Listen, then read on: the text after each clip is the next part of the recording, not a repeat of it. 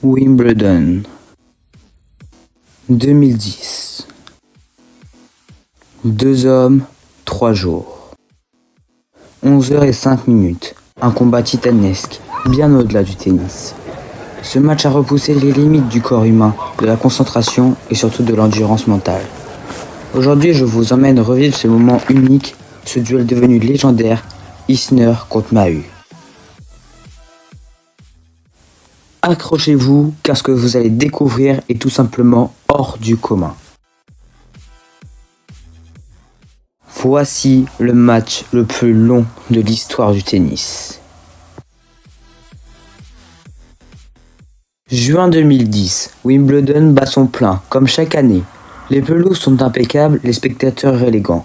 Parmi les matchs du premier tour, un duel apparemment banal, John Isner, alors 19e joueur mondial, contre un Français sorti des qualifications, Nicolas Mahut. Isner, c'est une véritable tour de contrôle. 2,6 m, un service de plomb, typique du tennis américain. Mahut, lui, est amoureux du gazon, rapide, agile, capable de voler au filet avec une précision chirurgicale. Sur le papier, on s'attend à un match solide, peut-être accroché, mais certainement pas à un affrontement dantesque de plus de 11 heures. Le 22 juin, à 18h13 précise, sur le court numéro 18, les deux joueurs entrent en scène. 143 to be exact.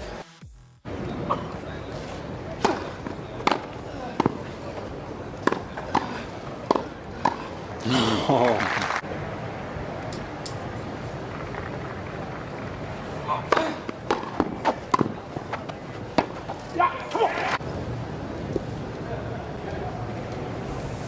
Et au final, Isner va finir par gagner le premier set. Finished it emphatically.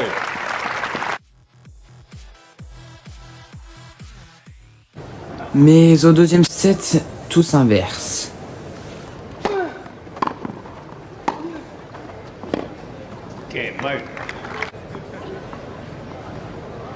Returning impressively as this match has wore on.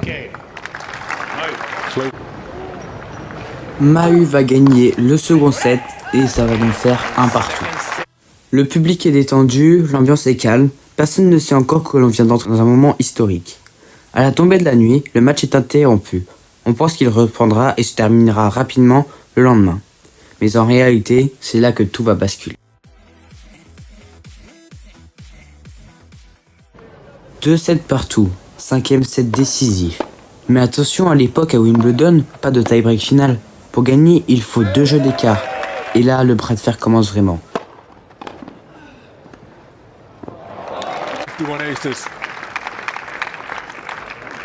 Les jeux de service s'enchaînent, encore et encore. 30-30, 40-A, égalité, avantage. Les jeux deviennent des batailles, 50 partout, 60 partout, puis 68-68. Le score semble irréel. Les spectateurs restent scotchés à leur siège. Certains vont au travail, reviennent, et le match est toujours là.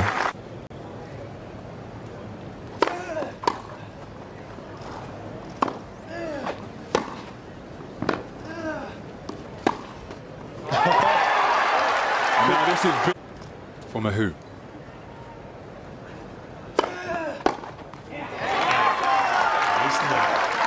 He went after it, but he could only find the net. And despite being in a love 30 hole,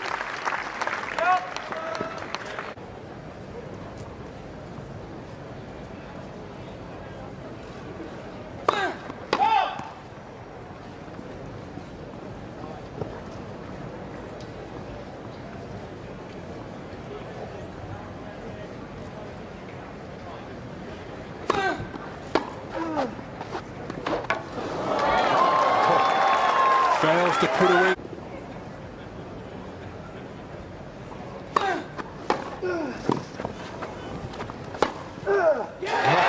That is superb.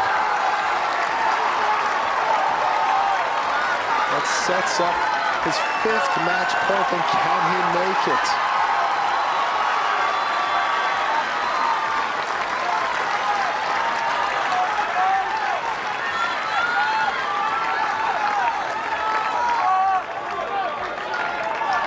How will Mahut respond? Thank you. 30-40. How will he cope with the enormity of this situation?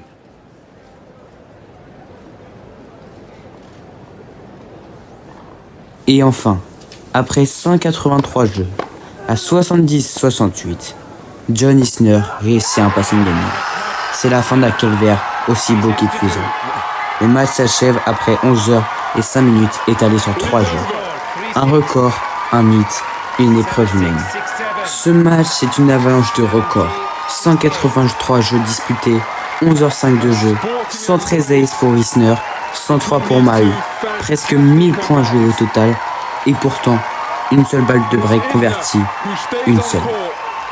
À un moment, même le tableau d'affichage a craqué, littéralement. L'arbitre stoïque est resté assis tout au long. Le public a assisté à quelque chose de surréaliste. The serve and perhaps finally the resolve of Nicolas Mahut has finally. Wimbledon a immortalisé cet événement avec une plaque sur le court 18. Les noms d'Isner et Mahut sont désormais gravés dans la légende du sport. Ce match a même provoqué un changement de règle. Aujourd'hui, tous les grands chemins ont un tie-break final.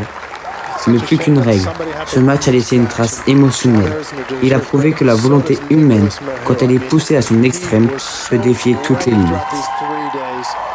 Isner contre Mahut, ce n'est pas seulement un match de tennis, c'est une leçon de persévérance, de respect, de dépassement de soi.